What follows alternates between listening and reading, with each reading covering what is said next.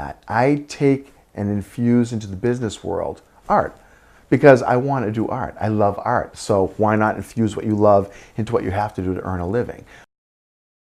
I've been working in mediums of charcoal, ink, scratchboard. And almost all the art that you see come out of me are pictures of people. Because I love people. I find them fascinating. They're my favorite part of being alive, really. And I love the unique, grainy topography of a well-lived face. I love beauty, too. I mean, I love standard, typical concepts of beauty, but I think I really love the old, craggy faces, the faces that have a lot of personality. I launched Flight of Ideas in 1999, and a lot of what I've done has been working with groups, everything from Imagineers to NASA engineers to folks at the Federal Reserve Bank to help them to think differently, work together differently.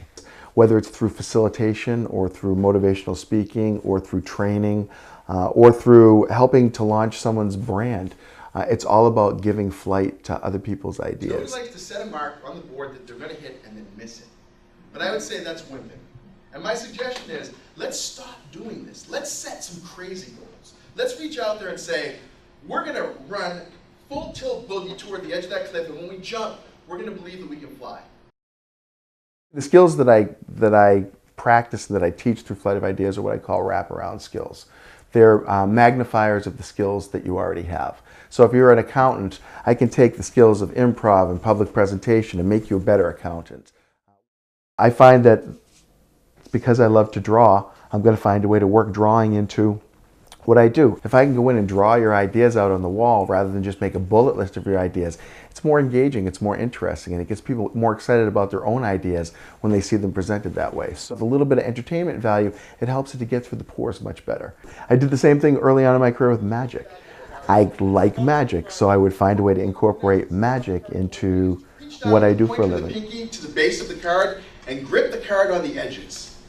Then you're going to gently squeeze those edges and slowly open your hand. This is what it looks like from the back.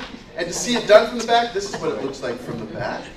And again, slowly from the front, this is what it looks like from the front. Got my first job at Orlando Regional Medical Center as the data jockey in the marketing research department. Way to get on the front end of the curve. I usually bring in a bullwhip at this point to show you the difference between the receivers of change and the creators of change.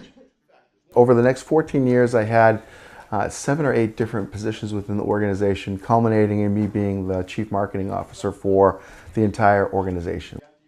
By the time I was 35, I had already done 3 major campaigns. There wasn't a lot of other things that I saw that would really interest me to do, so I decided that was the right time to launch Flight of Ideas. When I first launched this business, I was not as successful as I would have liked to have been.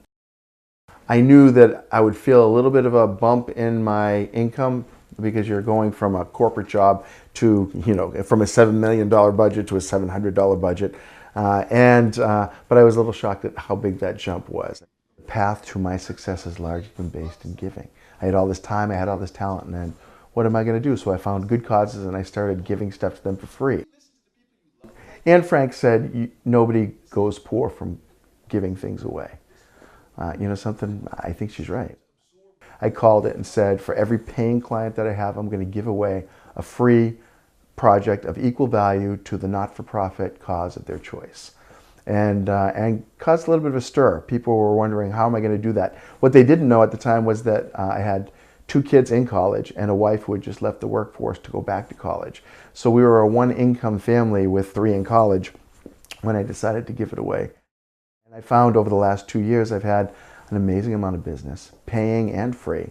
And it feels good. It feels good just to say yes and to do good things for other people. And what happens is those people turn around and do good things for other people. And the end result is more good being done in the world. And I'd be happy if that's a piece of my legacy, that more people doing nice things for other people. That would be a bad thing to leave. Thank you. My name is Bob Hodgson, and I appreciate you guys listening.